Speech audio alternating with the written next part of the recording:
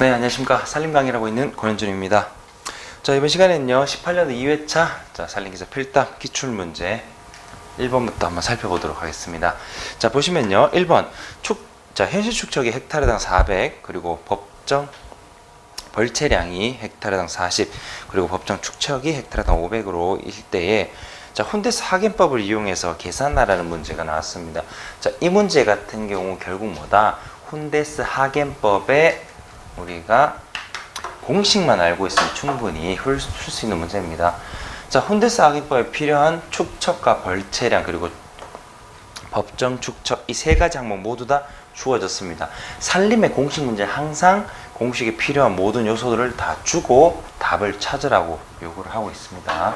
자, 그래서 축척 같은 경우 현실 축척 400이 나왔죠. 그리고 법정 축척 요 문제 헥타르당 500이 나왔습니다. 그리고 벌채량 같은 거 40은 나왔죠. 그대로 적용하면 얼마? 32 미터 세제곱 입방미터 단위까지 꼭 붙여주시면 되겠습니다. 자, 이번 1번 문제처럼요. 그리고 유사한 기출문제가 혼데스 하겐법 같은 경우 지속적으로 나오는 편입니다. 물론 빈도로 따지면은 뭐 그렇게 높은 편은 아니지만은 그래도 나왔다 하면 혼데스 하겐법은 무조건 계산 문제로 밖에 나오지 않습니다. 그래서 이 문제도 기존 기출문제인데 마찬가지로 헥타르당 450 수학 표현 법정 축척 주어지고 법정 벌채량 주어집니다. 혼데스 하겐법을 이용해서 풀어라. 이런 유형의 문제로만 나오니까 이런 건 어떻게 보면은 공식만 알면 풀 수 있는 문제이기 때문에 점수를 확보하기 좋은 문제죠. 자, 이런 거 꼭 익혀두도록 합니다. 자, 그 다음 두 번째 보시면요. 2번 간선임도 지선임도 작업임도의 설계 속도 기준을 적어라. 자, 이 문제도 역시 어느 정도 주기를 가지면서 자주 나오는 문제 중 하나입니다. 원래는 간선임도 지선임도 이 두 가지 길이의 그 설계 속도에 대해서 주로 많이 나왔는 편인데 이번 시험에서는 작업임도까지 한번 적어달라 이렇게 한번 나왔습니다. 자, 간선임도 같은 경우 설계 속도 20에서 40이고요. 지선은 20에서 30, 그리고 작업은 20 이하 이렇게 기준을 가지고 있다는 거. 예전에는 아마 갈로를 해서 나왔던 것 같은데 어쨌거나 기준을 꼭 익혀두도록 합니다. 자, 그리고 기존 기출문제 중에 또 한 가지 유형 지선, 간선, 작업임도에 대한 속도 말고도 정의에 대해서 간단하게 요구하는 문제도 한번 나온 적이 있습니다. 그래서 굳이 뭐 어렵게 복잡하게 하실 건 없고요. 간단하게 정의 정도, 요런 거다, 요런 거다 정도만 익히시면 되는데, 자, 간선임도 같은 경우는 살림의 경영관리, 보호의 역할을 하고, 도로와 도로를 연결하는 임도, 요게 키워드예요. 도로와 도로를 연결하는 임도, 그리고 연결임도라고 하기도 한다는 거. 자, 지선임도 같은 경우 일정 구역의 살림 경영 및 보호를 목적으로 간선임도 혹은 도로에서 연결하는 임도, 요게 키워드죠. 간선임도 혹은 도로에서 연결하는 임도, 경영임도라고도 한다. 그래서 이렇게 간단하게만 정리해 두시면 되겠습니다. 자, 2-1번의 기출문제 정의 문제였습니다. 자, 한번 보도록 하고 다음 문제 3번을 보시면요. 임지 평가 방법 중에서 절충 방식에 이용되는 평가법 세 가지. 자, 절충 방식에는요.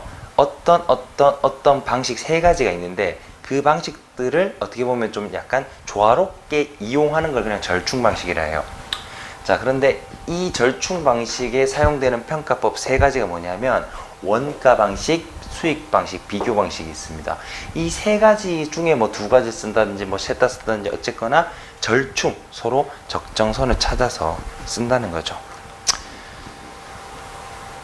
그래서 이 세 가지 방법만 일단 알면 되는 문제였습니다. 자, 그리고 또 관련 문제 중 하나로 기출 문제 중 또 자주 나오는 것 중 하나 이놈인데, 자, 방식 중 아까 원가 수익 비교 방식이 있었어요. 실제로는 그 대표 세 가지 방식은 또 세분화되면 원가 방식에는 원가 비용가법이 있고요.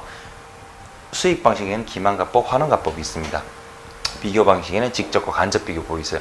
이런 세부적인 방법들을 묻는 그러한 문제도 실제로 이미 나왔고요. 그리고 2점짜리 문제로도 원가 방식에 대한 뭐 방법 종류 두 가지 적으시고 이런 식의 문제도 나오기 때문에 꼭 세부적으로 전체적으로 요 내용 문제도 좀 함께 남겨 주셨으면 좋겠습니다. 자, 그리고 이제 4번 문제 보도록 하면요. 지위와 지리에 대해서 설명하라. 이 문제는 완전 그냥 복사 붙여넣기 단골 문제 중 하나예요. 이 문제는 그냥 계속 똑같이 나옵니다. 지위 뭐야? 지리 뭐야?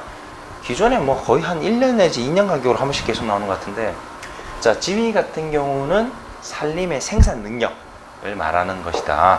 임지가 가지고 있는 잠재적 생산력을 평가하는 기준이다. 지리 같은 경우에는 소반을 중심으로 했을 때 임도 혹은 도로까지 거리를 말하고 10급지, 10급지. 그러니까 1에서 100m까지 1급지, 101m에서 200m까지 2급지 이런 식으로 분류를 하는 등급 중 하나죠. 그래서 지위와 지리 이 두 가지 정리해두도록 하겠습니다. 자주 나오는 완전 불변의 기출문제 중 하나예요. 자, 5번에 보면은 오랜만에 나오는 총수업 관련된 문제입니다. 자, 보의 높이가 3m고요. 물의 단위 중량이 1.1톤으로 나왔습니다.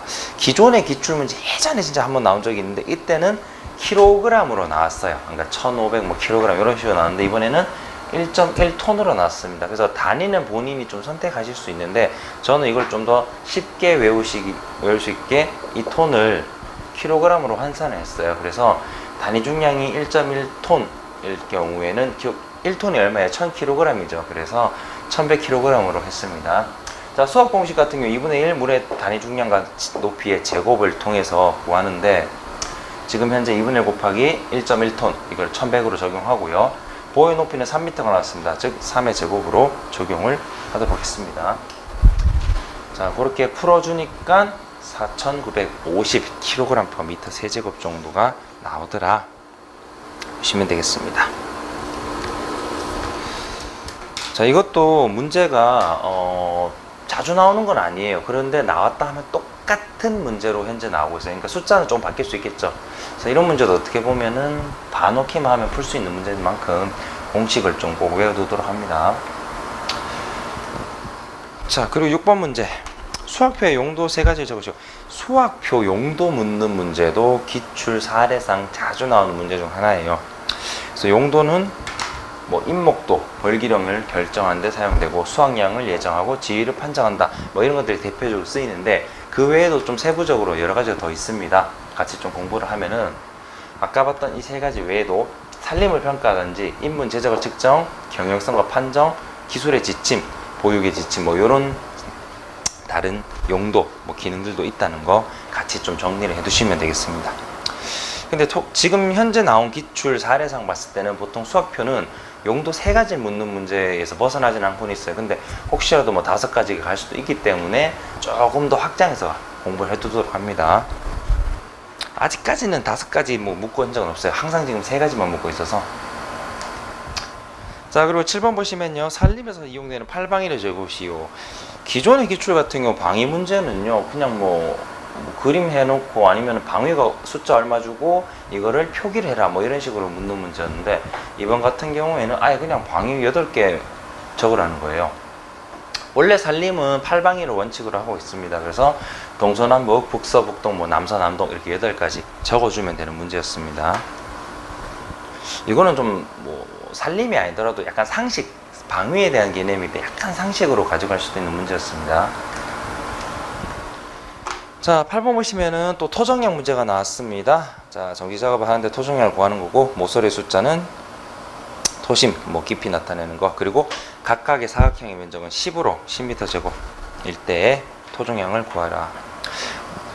이 문제는요, 나름 주기성 요즘 그러니까 예전엔 잘 안 나왔고요. 최근 들어서 뭐 근 3년, 4년 이렇게 보면 자주 나오고 있는 문제 중 하나인데 시그마를 이용하는 방법도 있어요. 시그마에서 동일 높이의 경우 같이 묶어서 계산하면 되는데 이거를 보통 해보면은 실수를 하거나 모르는 분들이 더 많습니다.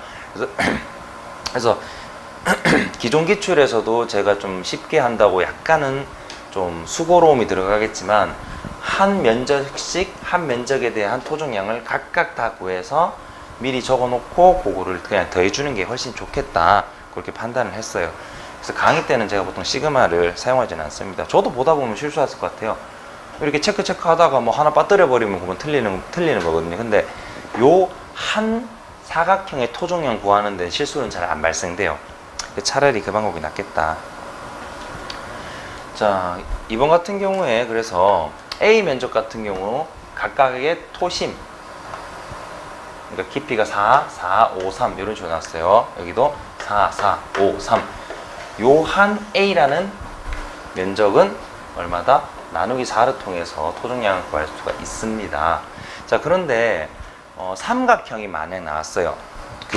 지금은 사각형 형태의 토종량을 구하는 어떤 정지 작업 문제였는데 사각형 형식으로 나올 경우가 있습니다. 뭐 이런 식의 보통 모양식으로 보통 기출이 나오는데 이럴 경우에는 하나, 둘, 세 개 포인트를 다 더해서 나누기 3을 해주면 돼요.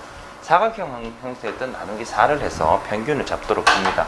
그렇게 토심에 대한 깊이를 구해주고요. 그런 식으로 각각의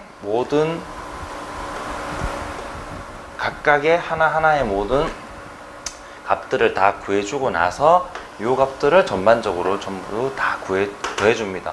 그리고 나서 통합적인 사각형 면적이 똑같다 했기 때문에 얼마를 곱한다 곱하기 10 문제 나온 대로 해주면은 대략 385m 세제곱 200m 토종량이 산출이 되는 거예요. 그래서 저는 조금은 수고로울 수 있겠지만 이 방법을 보통 좀 추천을 합니다. 시그마를 이용하게 되면은 시그마 모르는 분도 계실 수도 있어요. 그럼 당연한 겁니다. 시그마 우리가 일상생활에 쓰는 것도 아니고. 그런데 이제 체크를 하다 보면 실수하는 경우가 많이 발생해요. 그래서 이렇게 쉽지만 약간의 수고가 들어간 이 방법을 저는 좀 추천을 드리겠습니다. 토종량 문제는 그렇게 해결하면 되겠고요. 자, 9번 보시면은 자, 아래 표를 보고 임상을 구분해라. 임상 관련된 문제는 원래 임상의 정의 아니면은 몇 개에 대한 침효수 화력수를 내놓고 임상 결정하는 문제 이렇게 나왔는데 이번 문제는 조금 더 진화했어요. 조금 더 진화해서 그러니까 침효수 화력수로 주는 게 아니라 아예 특정 수종으로 줘버린 겁니다. 그리고 이거에 대해서 침효수인지 화력수인지 구분을 할 줄 알아야 풀 수 있는 문제를 어떻게 보면 만들어 놨어요. 다행히 손나무, 잣나무가 침엽수인 거는 다들 아실 거고 필기를 어느 정도 했다면은 참나무 종류의 떡갈나무부터 해가지고 얘들은 화렵수라는 걸 충분히 아실 수 있을 거라 판단이 됩니다.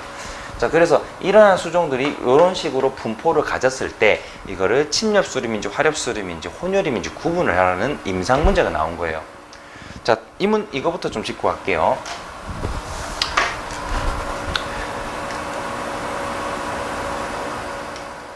자, 여러분께서 원래 임상 문제로 많이 보던 거는 임상에 대해서 정의를 적거나 아니면 임상의 기준 3가지를 적고 각각의 분류 기준을 설명하라, 이런 문제가 보통 3점짜리로 자주 나온 문제였어요. 근데 이번 문제는 좀 약간 실무로 들어가서 나온 거긴 하지만, 그래서 임상은 일단 3가지로 구분을 할 줄 알아야 되는데 침엽수림, 화렵수림, 혼혈입니다.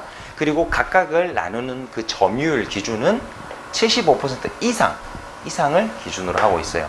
그래서 침엽수종인 어떤 나무들이 있는데 걔들이 75% 이상이면 얘는 침엽수림이다. 그리고 얘가 화렵수종이 많으면 화렵수, 혼혈임은 당연히 이거 이하가 돼버리면은 혼혈임으로 간주를 하면 되겠죠. 그래서 여러분께서 요 정의에 대해서 정리를 좀 잘 해두시고요. 자, 그리고 아까 문제에 봤던 침엽수종은 소나무와 잣나무 2그루가 있었고요. 화렵수에는 떡갈, 서허, 물풀에 이렇게 3종류가 있었습니다. 각각의 결국 점유율을 보고 우리가 풀어야 되는 거예요.